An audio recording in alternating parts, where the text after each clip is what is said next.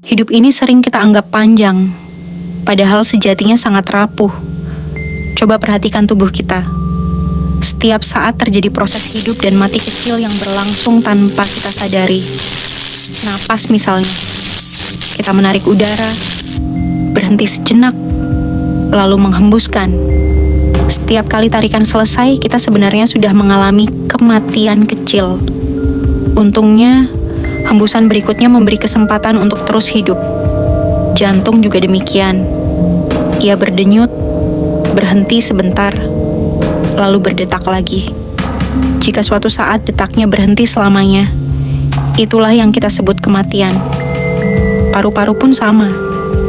Ia mengembang dan mengempis tanpa henti. Semua gerak kecil ini adalah tanda bahwa hidup hanyalah rangkaian hidup mati yang terus berulang. Dari kumpulan itu, kita merasa hidup. Kalau direnungkan, kita sudah bersentuhan dengan kematian sejak lama. Bukan kematian besar yang memisahkan kita dari dunia, tapi kematian kecil yang hadir di antara tarikan dan hembusan napas. Kematian justru menjadi bagian alami dari kehidupan sehari-hari. Seorang kakek berusia lebih dari 90 tahun pernah merenungkan hal ini. Setelah mendengar penjelasan tentang hidup dan mati, ia berkata dengan sederhana, "Kalau begitu, orang mati itu tidak merasa dirinya mati." Ucapan itu dalam sekali. Sebenarnya, kematian terasa seperti sekadar berpindah tempat. Kita ada di rumah, lalu keluar ke halaman, lalu pindah ke jalan.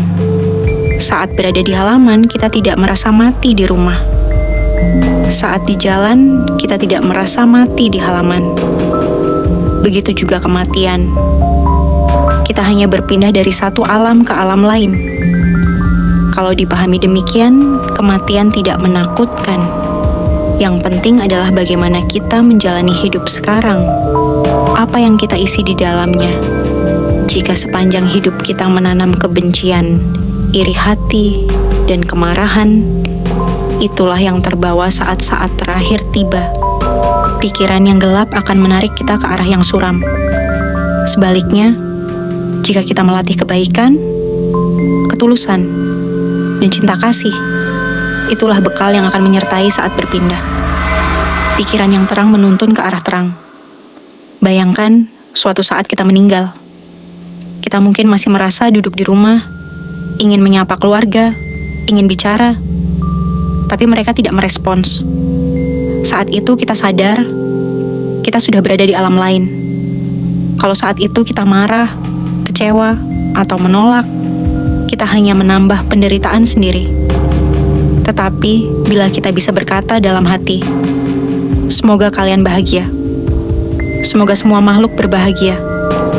Doa itu menjadi cahaya yang menuntun. Inilah mengapa penting melatih pikiran sejak sekarang. Ucapkan dalam hati, kapanpun teringat, semoga semua makhluk berbahagia. Ulangi sesering mungkin, bahkan sampai terbawa dalam mimpi.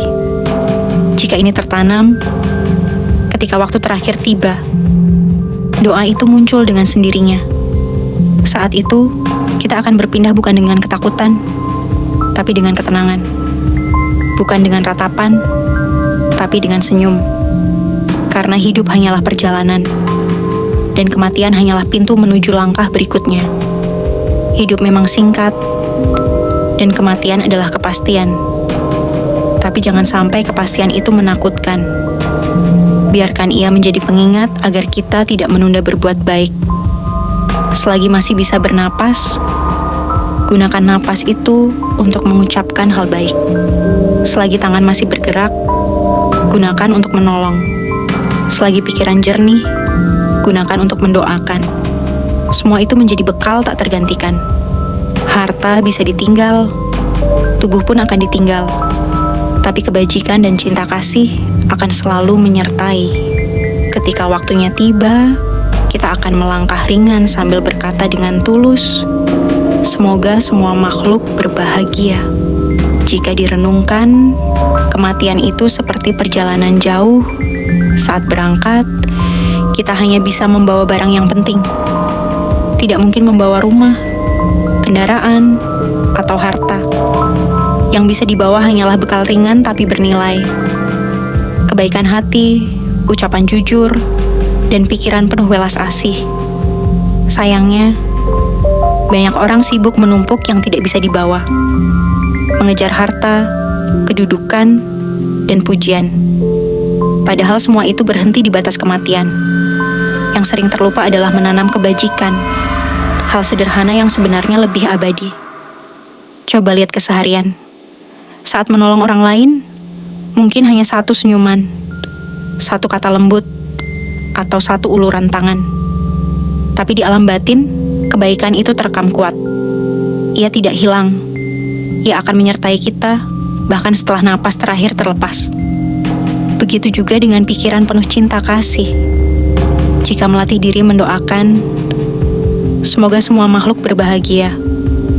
Doa itu menjadi kebiasaan batin.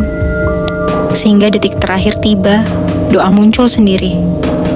Menjadi cahaya yang menuntun ke arah lebih damai. Jangan tunggu tua atau sakit untuk menyiapkan bekal ini. Selagi sehat, kuat, dan bisa tersenyum, gunakan setiap hari untuk menanam kebajikan. Dengan begitu, kematian tidak lagi menakutkan. Ia hanya menjadi gerbang untuk melanjutkan perjalanan dengan tenang, membawa bekal terbaik yang telah kita siapkan.